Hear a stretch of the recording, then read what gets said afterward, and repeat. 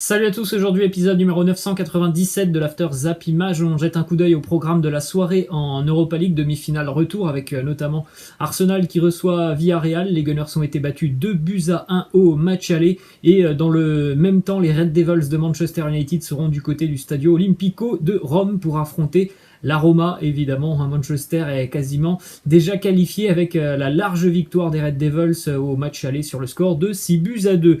Une petite info qui concerne les Gunners d'Arsenal qui doivent absolument se qualifier ce soir face à Villarreal. Ça sera certainement la seule option pour les hommes de Mikel Arteta de jouer une compétition européenne l'année prochaine. C'est tout simplement d'aller chercher cette victoire ce soir et même si possible évidemment de remporter cette Europa League pour pouvoir disputer la Ligue des Champions l'année prochaine, étant donné qu'au niveau du classement de la Première Ligue, c'est compliqué pour les Gunners. Cette Europa League où au final il ne reste plus que 2 matchs pour les Gunners, 2 matchs évidemment à gagner, peut être le moyen certainement le plus simple pour disputer une compétition européenne l'année prochaine. On poursuit les amis avec l'affiche de la finale de la Ligue des Champions qui est connue puisque les demi-finales sont terminées. On aura une finale 100% anglaise. Les Sky Blues de Manchester City affronteront les Blues de Chelsea. Ça sera le samedi 29 mai à 21h. Petite info justement sur cette finale 100% anglaise. C'est la 3e fois que 2 clubs anglais s'affrontent en finale. 2008, on avait eu Chelsea, Manchester United. 2019, Liverpool, Tottenham. Et puis donc 2021, City face aux Blues de Chelsea. On enchaîne avec une autre info assez particulière qui concerne les Blues de Chelsea qui vont donc disputer leur 3e finale de Champions League dans toute l'histoire du club.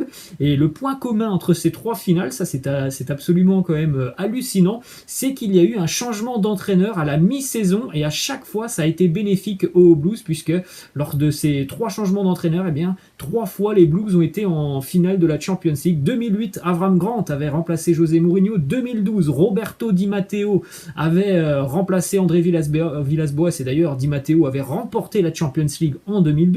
Et puis donc 2021, il y a 4 mois, un petit peu plus de 4 mois, l'arrivée de Thomas Tuchel qui a remplacé Frank Lampard. Ensuite, on enchaîne avec cette petite info qui concerne Thomas Tuchel qui est devenu hier le premier entraîneur de l'histoire à atteindre la finale de la Champions League 2 années consécutives avec 2 clubs différents. Ça n'avait jamais été fait dans l'histoire du football. Ensuite, une autre petite info sur Thomas Tuchel. Là aussi, c'est quand même assez incroyable. Thomas Tuchel est le seul entraîneur qui a affronté le Real Madrid 5 fois au cours de sa carrière de Champions League et qui n'a jamais perdu une seule de ces rencontres. Ça fait même 6 maintenant pour Thomas Tuchel puisque cette stat elle était sortie avant le match. Donc Thomas Tuchel n'a jamais perdu face au Real Madrid en Champions League. On enchaîne avec une déclaration de Thomas Tuchel qui nous dit: je veux seulement parler de Chelsea aujourd'hui, c'est un cadeau d'avoir des gars qui poussent et me font confiance. J'ai trouvé un club très fort, un club concentré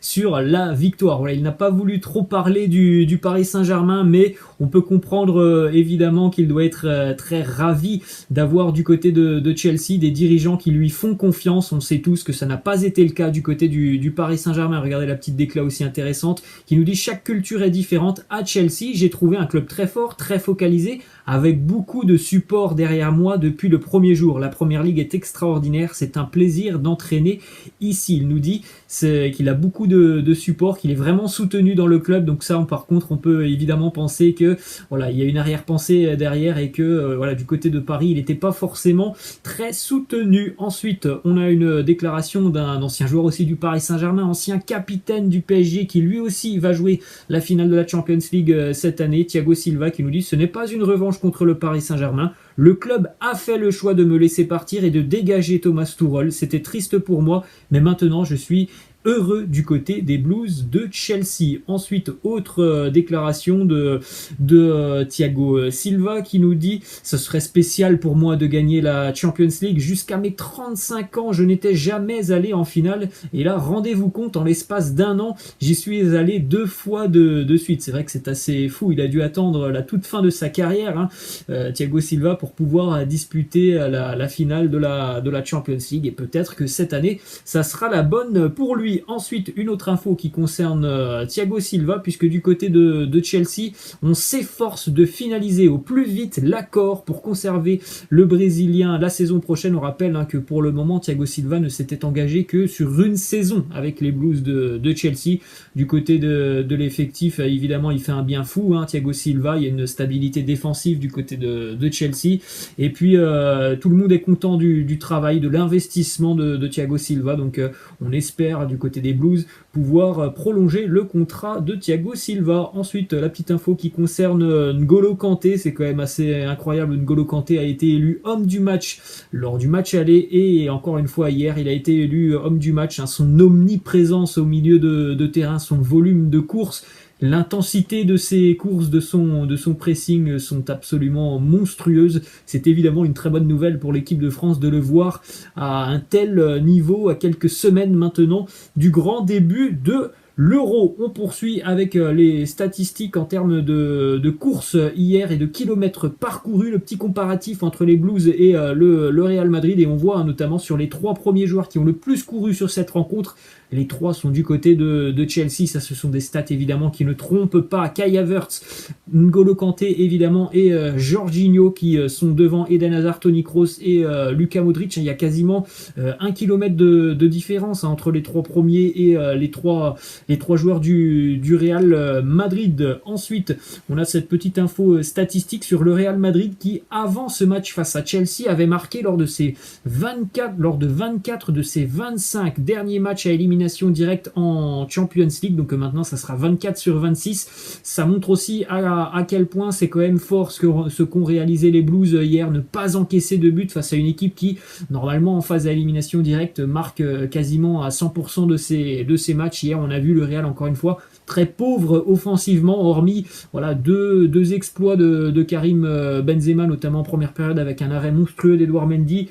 Sinon, c'est beaucoup trop pauvre pour inquiéter une équipe qui, tactiquement, est monstrueuse, parce qu'au niveau de l'organisation tactique des Blues de Chelsea, c'est quasiment infaillible. Il n'y a que très peu d'espace et au final, ils ne concèdent que très peu d'occasions. Ensuite, petite stat aussi sur Chelsea qui n'a concédé que 4 buts cette année en Champions League, tout comme Manchester City. C'est la première fois d'ailleurs qu'une finale de Champions League va se tenir avec les 2 meilleures défenses de la compétition. Depuis 2005-2006, en 2005-2006, c'était Arsenal et le Barça qui sont affrontés en finale en étant les 2 meilleures défenses de la compétition. Ensuite, Chelsea qui hier a battu le Real Madrid avec seulement 32% de possession. La dernière fois que les Blues avaient gagné avec si peu de possession de balle un match à élimination directe en Champions League, c'était en 2012, demi-finale face au FC Barcelone. Ils avaient eu 21% de possession. Donc l'aspect tactique et stratégique des Blues de Chelsea qui a très bien fonctionné sur ces 2 matchs. On enchaîne aussi avec les performances exceptionnelles de l'ancien gardien du Stade Rennais, Edouard Mendy, cette année en Champions League. 8 clean sheets réalisés en 11 matchs. Une véritable muraille, le portier des Blues. D'ailleurs, ça n'est jamais arrivé dans l'histoire de la compétition pour un club anglais d'avoir un gardien qui a réalisé 8 clean sheets en 11 matchs. Là aussi, c'est un record. Ensuite, en ce qui concerne Timo Werner, buteur hier, qui a d'ailleurs ouvert le score hier sur cette rencontre, cette année, il est impliqué dans 22 buts, toutes compétitions confondues avec les Blues, 12 buts et 10 passes décisives. C'est le meilleur total, évidemment, pour un joueur de Chelsea cette année. La dernière fois qu'un joueur des Blues de Chelsea avait au moins 10 buts et au moins 10 passes décisives, c'était Eden Hazard en 2018-2019 avec 21 buts et 17 passes D. Alors, il est vrai que les statistiques sont quand même plutôt bonnes pour Timo Werner pour sa première année, cette année du côté de Chelsea. Après, il est vivement critiqué aussi parce que très souvent quand même il manque des occasions qui sont quasiment toutes faites. Il a un gros problème de réalisme, d'efficacité devant le but. Ensuite, on a une déclaration de Thibaut Courtois qui nous dit ils ont eu une bonne organisation, ils défendent très très bien. On n'a pas réussi à se créer d'occasion. C'est dommage d'être à un match de la finale. On doit terminer la saison. Et là, Liga. Autre déclaration, celle de l'entraîneur Zinedine Zidane qui admet et qui reconnaît la supériorité des Blues. Il nous dit ils ont été supérieurs et ont mérité leur qualification. Il nous a manqué beaucoup de choses, mais je suis très fier de mes joueurs et de notre parcours. Ensuite, on continue avec les joueurs les plus capés en Ligue des Champions. Karim Benzema hier est entré dans le top 8, 130e match de Champions League pour KB Nueve hier, toujours en tête de ce classement. Iker Casillas avec ses 177 matchs joués en Ligue des Champions. Ensuite, on continue avec cette petite info. Est-ce que l'on a vu Sergio Ramos jouer son dernier match de Champions League hier avec le Real Madrid? C'est toujours une possibilité. On ne sait pas s'il prolongera son contrat avec le Real. Donc c'était peut-être la dernière en Ligue des Champions pour Ramos hier qui a été en difficulté. Mais bon, voilà, c'est pas non plus hyper surprenant. Après, c'est quasiment 2 mois d'absence. Ensuite, on prend la direction maintenant de Manchester City et du Paris Saint-Germain. On revient brièvement sur le match de mardi. Josep Guardiola qui nous dit le Paris Saint-Germain, ce sont des grands compétiteurs. Ils se sont battus jusqu'au bout. Verratti en est un très grand exemple. Paredes et Neymar, c'est la même chose. C'est une énorme équipe qui remporte la Ligue 1 chaque année. Mais on a été tellement calme, on a défendu ensemble, on a souffert ensemble. Autre petite info qui concerne le Paris Saint-Germain qui connaît sa pire saison cette année. Depuis 2009-2010, jamais le Paris Saint-Germain n'avait perdu autant de matchs. Ça fait déjà 13 défaites pour le PSG cette année. On enchaîne avec les statistiques de Keylor Navas cette année en Champions League. Il a arrêté 54 tirs cadrés adverses. C'est le deuxième plus haut total pour un gardien sur une même saison depuis qu'Opta analyse la compétition.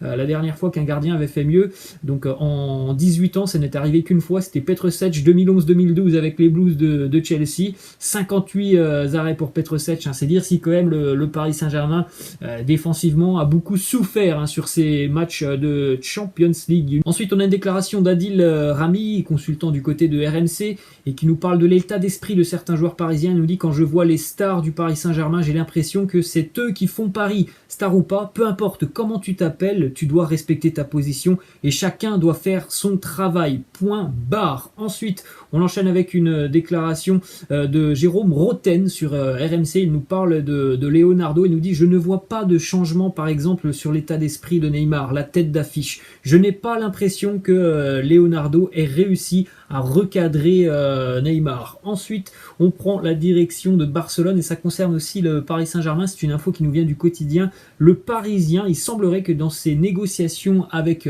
ses joueurs, le Paris Saint-Germain a dessiné les contours du PSG de l'année prochaine avec Lionel Messi dans ses rangs. Un plan de jeu où Messi serait associé à Neymar, Mbappé et même présenté. Donc bon, c'est assez surprenant quand même d'évoquer tout ça auprès des joueurs du Paris Saint-Germain pour leur parler un petit peu de l'année prochaine. Après, voilà, info du Parisien. Ensuite, du côté de City, on se rappelle tous de cette déclaration de Sergio Agüero en 2014 qui nous avait dit et promis certainement aussi aux supporters de City: je ne quitterai pas le club avant d'avoir gagné la Champions League. Et bien peut-être qu'il va réaliser ce souhait puisqu'il ne reste plus qu'un match aux Citizens pour être champion d'Europe. Peut-être qu'il va partir sur une fin magnifique, Sergio Agüero. Ensuite, direction le Bayern Munich où le Bayern songerait à recruter Erling Haaland pour succéder à Robert Lewandowski. Alors les Bavarois, on le sait, ne sont pas